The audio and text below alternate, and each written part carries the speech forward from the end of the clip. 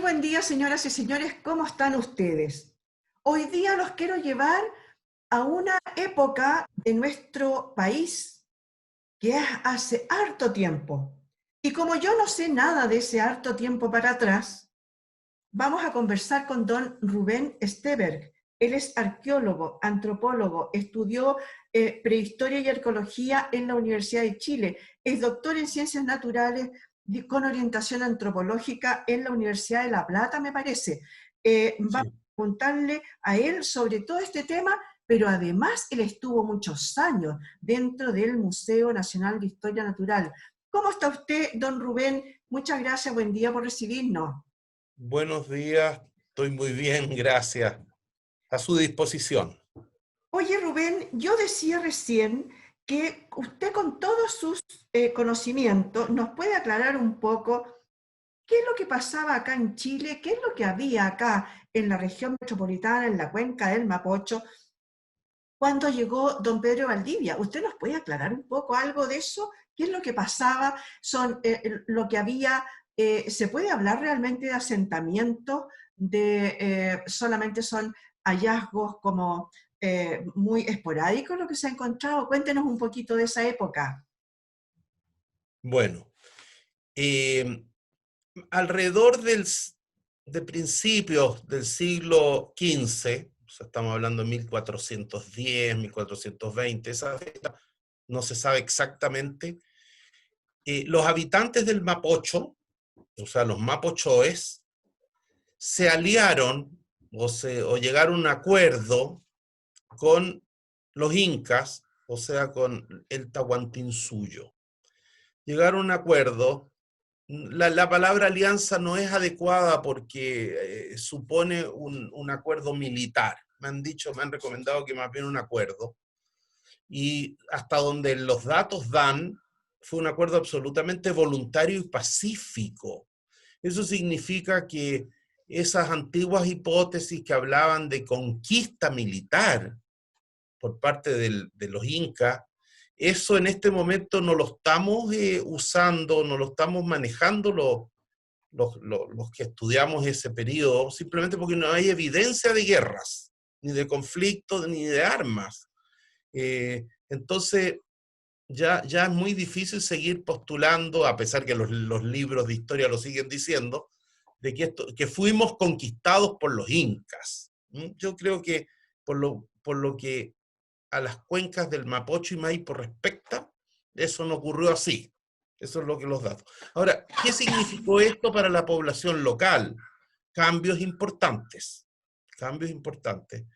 De hecho, eh, se empiezan a extender en longitud y multiplicar las acequias y canales de riego.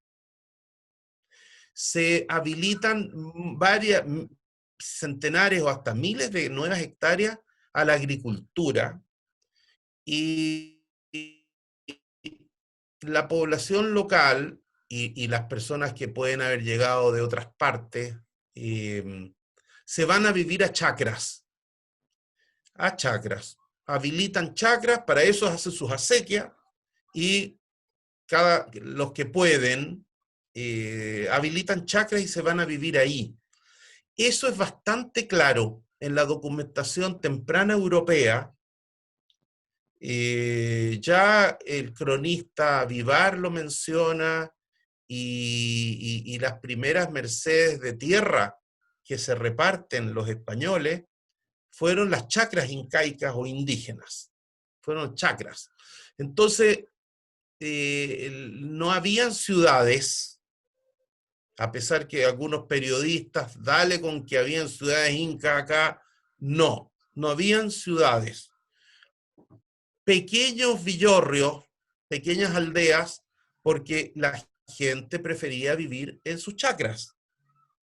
Ahora, sí hemos podido documentar arqueológica e históricamente la existencia de un centro administrativo principal en lo que actualmente es la Plaza de Armas. Pueden haber habido muchas otras instalaciones, no es la única, de hecho se conocen otras instalaciones, por ejemplo, el Pucará de Chena es una instalación importante en el sector de San Bernardo. Pero el centro administrativo y ceremonial del Mapocho, que está en Plaza de Armas, que fue el que ocupó después Pedro Valdivia para fundar Santiago, no era una ciudad, no era una ciudad nomás, era un centro administrativo. Lástima que, como voy a repetir, los periodistas hablan de una ciudad incaica bajo la ciudad de Santiago. Y a mí me molesta y de alguna manera eso me deja mal, porque después me encuentro con los colegas y me dice, colega, no había una ciudad ahí. Entonces le digo, pucha, pero el periodista usó ese concepto más bien europeo. Y yo le quiero decir algo, actualmente está en discusión si habían ciudades en el área andina meridional. O sea, la ciudad como un concepto europeo, con ciertas características, aparentemente no se daba aquí de la misma manera. Entonces, creo que ni siquiera se puede hablar de ciudades en el área andina en general. La gente, Oiga, dígame. perdona, te quiero interrumpir un poquito. Tú dices que había un centro administrativo y que habría estado ahí en la Plaza de Armas, Sí. que es hoy día, digamos, la Plaza de Armas de Santiago. ¿Se han encontrado algunas evidencias dentro de la catedral o por subterráneo? ¿Cómo llegaron a eso, a esos hallazgos, no? Sí, sí. Muy buena su pregunta.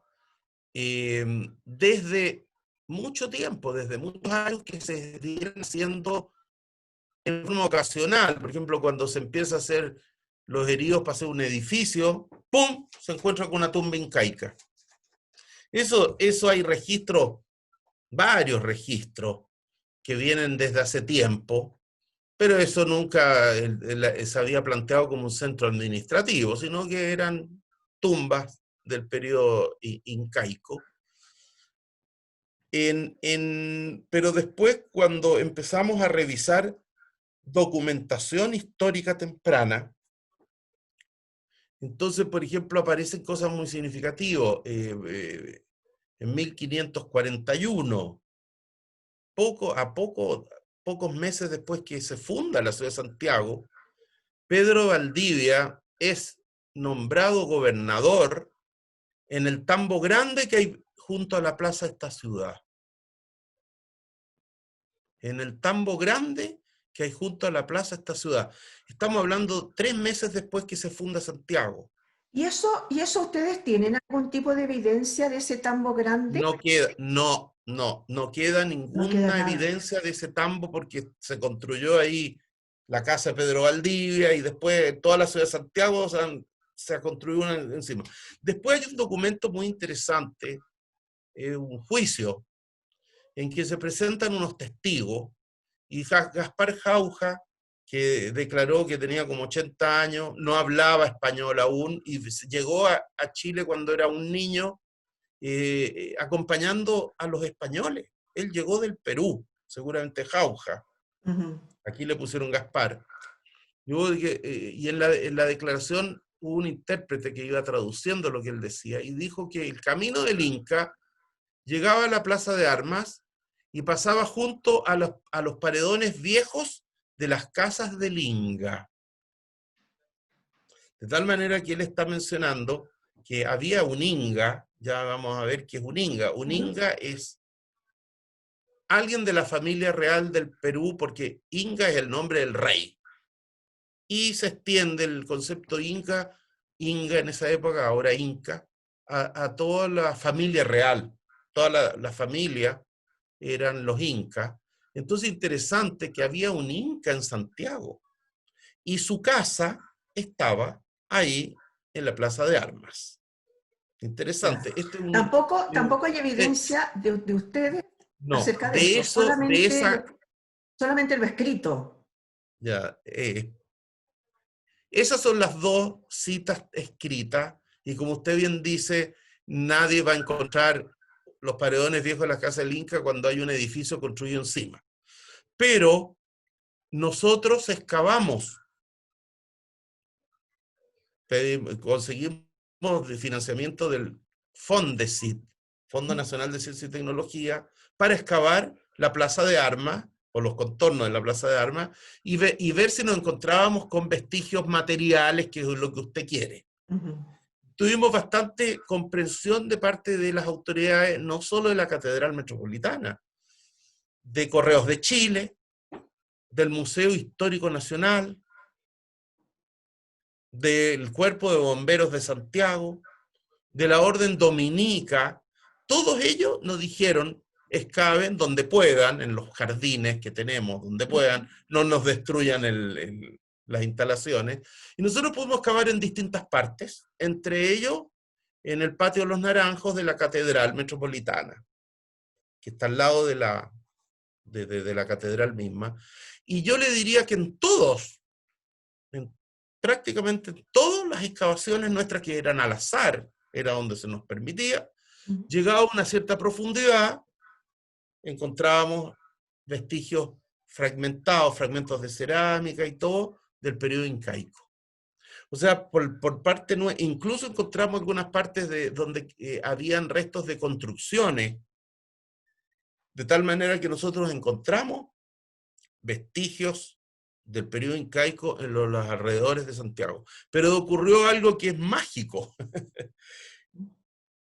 Paralelamente a nuestras excavaciones, se hizo un hallazgo notable en el subsuelo del Museo Chileno de Arte Precolombino. Las excavaciones estuvieron hechas por el colega Luis Cornejo, gran arqueólogo, y en un espacio muy reducido, es un pozo, digamos, yo no me recuerdo la medida, si eran 2 por 2 metros o 1,5 metros por 1,5 metros, salieron casi 1000 fragmentos de cerámica, 80%, 90% decorada, con decoración estilo cusqueña fina. Tal concentración de cerámica decorada fina incaica confirma que efectivamente todo el sector que rodea la Plaza de Armas estaba ocupado por el Tahuantinsuyo. Es así. Después Oiga, un documento para terminar, no un documento, la crónica de Jerónimo de Vivar, que es nuestra primera crónica de Chile, y el cronista Pedro Valdivia, relata que el gobernador de Inca, del Mapocho, que incluso era orejón, o sea, tenía unos discos en la oreja que solo lo usaban la nobleza del Cusco, y se llamaba Quilicanta. Y este gobernador ya estaba aquí en 1536 porque recibió a la expedición de Diego Almagro. Y es más, le proveyó de abastecimiento, comida. Y ojo, que la expedición de Diego Almagro era mucha gente, con muchos caballos, y estuvieron acá 8 meses. Y Quilicanta los alimentó, seguramente también los alojó.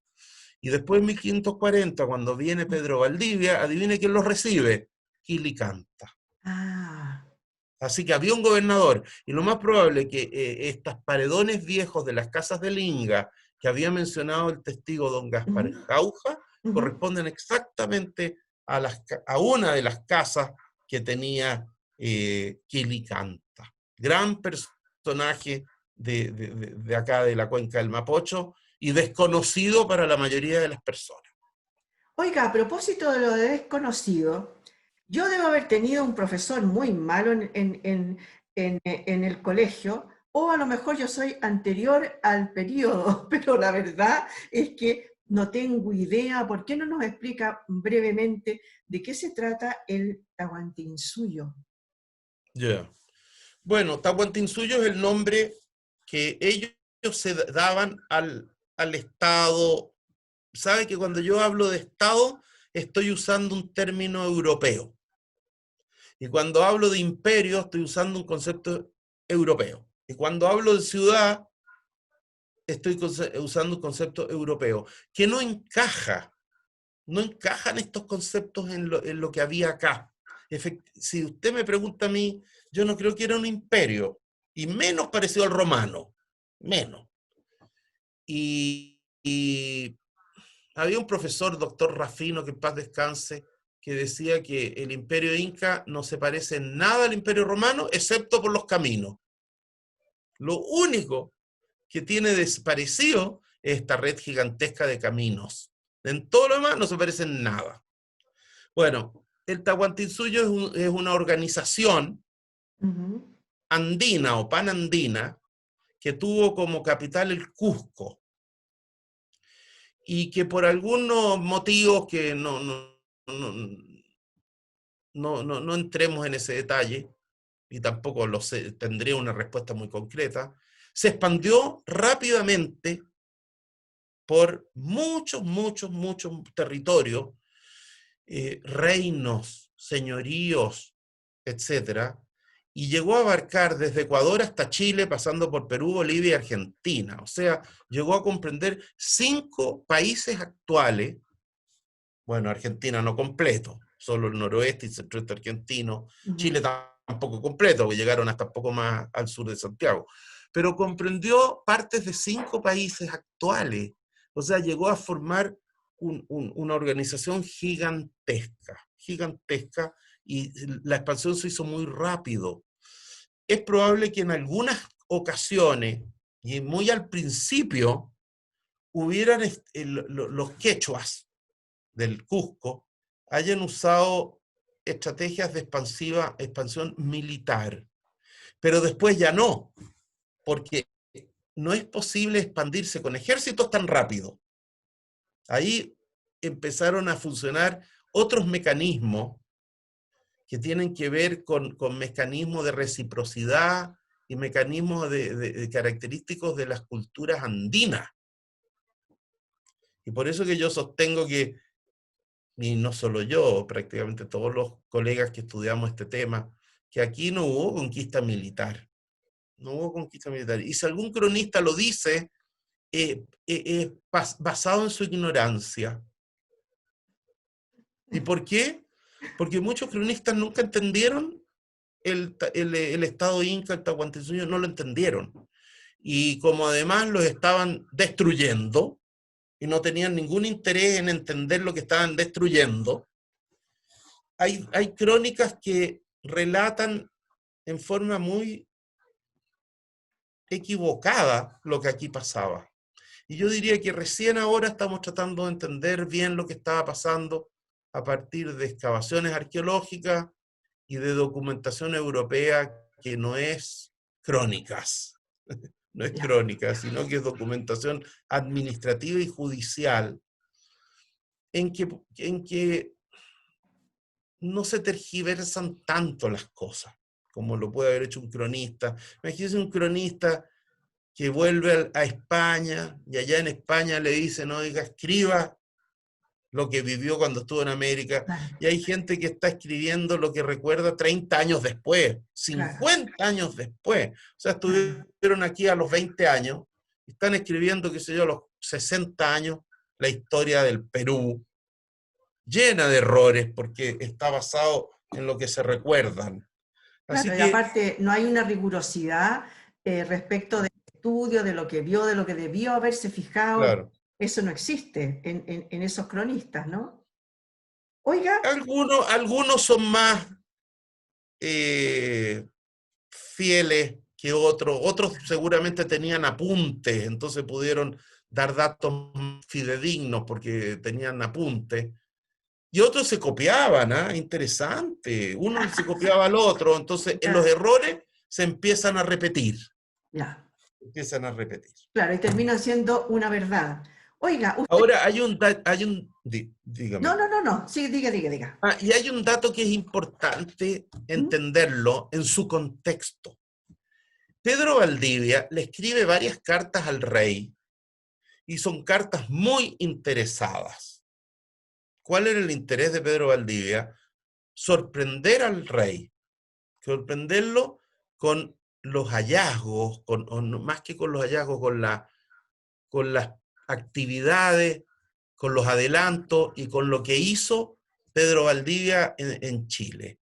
Él quiere agradar y sorprender al rey para obtener beneficios quería obtener beneficios. ¿Y cuáles eran los principales beneficios que quería obtener? Títulos de nobleza, Ujú. qué sé yo, honores, porque plata ya tenía suficiente y el rey no le iba a dar plata. Entonces, pero Claro. sí podía dar honores o nuevos cargos, ¿ah? O ratificar en los cargos que tenía. Por ejemplo, ser gobernador le daba un poder muy grande, entonces a él le interesaba que el rey lo ratificara en el cargo, y además hubo muchas quejas contra Pedro Valdivia, de tal manera que él necesitaba protección. Hubo juicios contra Pedro Valdivia, juicios. Entonces, obviamente que las cartas son muy tendenciosas y él exagera todo lo que hizo y exagera puras cosas buenas, virtudes, Obvio. no a nada malo. Entonces, el cronista Jerónimo de Vivar repite, se basó en estas cartas para escribir su crónica del Reino de Chile. Y entonces pone cosas que son muy exageradas y omite otras. Entonces, esa historia, que yo la llamaría la historia oficial, se fue repitiendo, repitiendo, repitiendo, y actualmente la siguen repitiendo en los colegios, en la educación básica. Y entonces algunos errores o algunas exageraciones y algunas invisibilizaciones, invisibilidad de ver, de no ver, Ujú. eh, se han transmitido hasta el día de hoy. Entonces, por ejemplo, exageraron todo lo bueno que significó la conquista europea de estas tierras. Y lo que se invisibilizó es el aporte indígena. O sea, poco menos que llegaron a unas tierras donde había poco y nada. Y ellos tuvieron que hacer todo, los españoles, enseñarles a leer, a escribir, evangelizar, los pobres brutos. Y esa es la parte de la historia que está mal contada. Aquí había un tremendo desarrollo, un camino maravilloso que conectaba con el resto de América. Usted por el camino del Inca se iba a donde quería con toda rapidez y facilidad. Y acá había un desarrollo agrícola muy avanzado. Justamente nuestro artículo, hemos enviado un artículo para publicar donde damos a conocer todas las acequias y canales que había en el Maipo y Mapocho, y es sorprendente. Yo no voy a entrar en detalle hasta que se publique el artículo, pero le puedo anticipar Ah, que había un desarrollo agrícola notable. Y había este centro administrativo de Quilicanta en el cual se apropió Pedro Valdivia. Entonces, se vino Pedro Valdivia por el camino del Inca. Mandaba a buscar refuerzos a Perú por el camino del Inca. Ocupó el centro administrativo del señor Quilicanta. Ocupó todas las chacras que habían aquí, todas las acequias para repartir chacras a los españoles que llegaron con él. ujú. Y se asentó sobre una zona muy desarrollada desde todo punto de vista, y para colmo de males, toda la mano de obra que dispuso eran los mapochoes del Mapocho. De tal manera que yo creo que ya es hora de reconocer todo el aporte indígena, y no solo incaico, aquí viven los mapochoes, y las acequias tienen nombres mapochoes, la acequia de Vitacura, la acequia de Peñalolén, la acequia de Peucudañe, qué sé yo, la acequia de Paucoa, son todos los nombres de los caciques propietarios de estas Claro. acequias. De la zona, sí. La acequia Tobalaba, la acequia Ñuñoa, y no le voy a seguir nombrando. Van a tener que esperar que salga el artículo.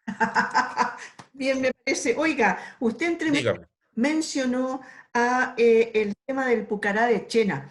El Pucará de Chena era un lugar donde se hacían rituales, era un asentamiento en el sentido de poder ver por qué estaban arriba y por qué aquí viene un tema largo que no sé si nos va a alcanzar el tiempo para hoy, pero ¿por qué lo hemos dejado botado tanto tiempo y ahora ya es un desastre como está? No se ha conservado.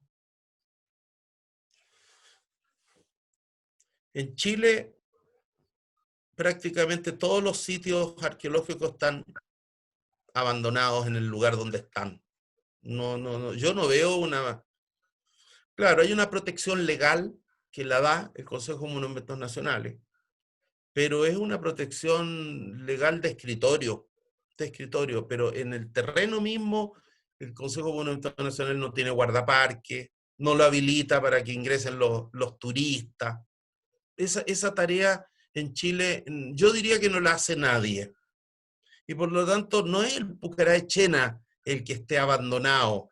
Ah, Todos los sitios están abandonados. Yo le quiero confesar algo. Acabo de descubrir otro Pucará aquí en la región metropolitana, otro sitio en Cumbre, porque ujú. cuando uno dice Pucará, se enojan los otros y dicen que no es Pucará, bueno, y ahí empiezan las discusiones. Pero hay un sitio inca que descubrí y estoy descubriendo otros y ya no los estoy dando a conocer, porque cuando los doy a conocer, la gente los destruye, yo no veo que el Estado chileno los proteja, por lo tanto yo me paso a ser una especie de cómplice, porque yo doy a conocer el sitio y llegan distintas personas a excavarlo, a buscar tesoro, a investigarlo científicamente, pero resulta que después lo abandonan y queda botado. Entonces, no, ya no tengo ganas de dar a conocer más sitios, que queden ahí guardados hasta que el Estado chileno se haga cargo realmente de los sitios, porque a mí me da pena cómo se han destruido los sitios maravillosos que yo he encontrado. Ahora, yo voy a defender el caso del Pucará de Chena. A ver. Resulta que nosotros, con ayuda del general Eduardo Jensen, que en paz descanse, y otras personas, hablamos con los propietarios del Pucará de Chena de esa época, Ujú, a quien les mando un saludo y les agradezco, o a sus hijos. Ellos donaron el cerro a las municipalidades de Calera Tango y San Bernardo. ujú. Por Sí. lo tanto, ese sitio dejó de ser privado y pasó a ser un bien público. Ahora, lo ideal hubiera sido que las municipalidades lo conviertan en un parque municipal de acceso público, bla, bla, bla, y todo lo que no se hace en Chile, Ujú, digámoslo con todas sus palabras, no se hace. Pero gracias a que es un terreno municipal, nadie plantó paltos arriba. Si usted va a darse una vuelta por ahí, va a ver que todos los cerros que rodean el Pucará están plantados hasta muy arriba de paltos. Y los cerros se usan, un millonario se hace un lindo bungalow arriba, se colocan antenas, el millonario este se hace un camino con motor niveladora y para llegar arriba hay que hacer un camino y en este momento no existiría el Pucará de Chena, no existiría. Por lo tanto, si usted y todos y yo encontramos que está mal conservado, pero existe.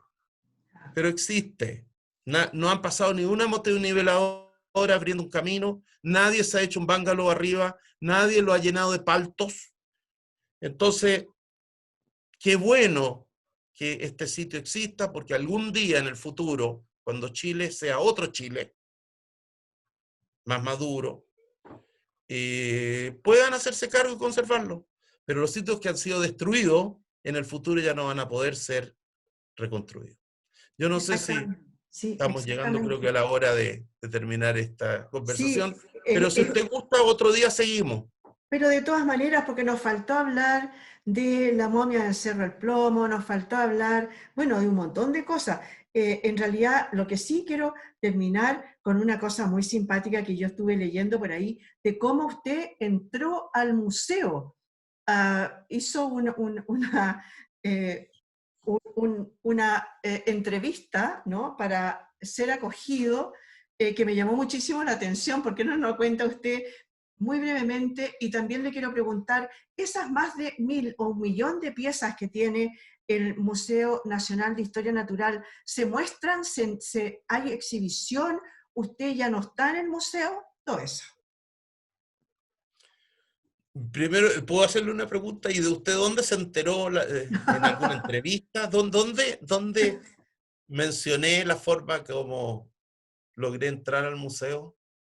¿Dónde lo supo? Investigando por ahí me parece que fue algo del diván. Por ahí encontré una entrevista que usted tuvo, lo mandaron a hablar con don Roque Esteban Escarpa.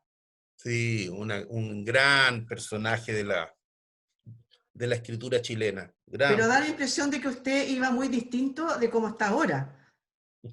Ya le voy a contar porque usted sabe la historia, pero a ver, yo era un estudiante, pues me acababa de, mira, me había casado por ahí por el año 72, el año 71 se fueron mis suegros. Yo me recuerdo que me casé y mis suegros emigraron a Estados Unidos, porque no encajaban aquí estaba el periodo de la UP. Y se fueron yendo toda la familia de mi ex señora a Estados Unidos, porque le estaba yendo bien allá, se dedicaron bueno, no importa lo que se dedicaron. El tema es que nos invitaban permanentemente a irnos a Estados Unidos. Chile había entrado en el problema de la UP, había todo tipo de problemas, incluso donde yo estudiaba en la Universidad de Chile, en el pedagógico, estaba cerrado ya, se había cerrado.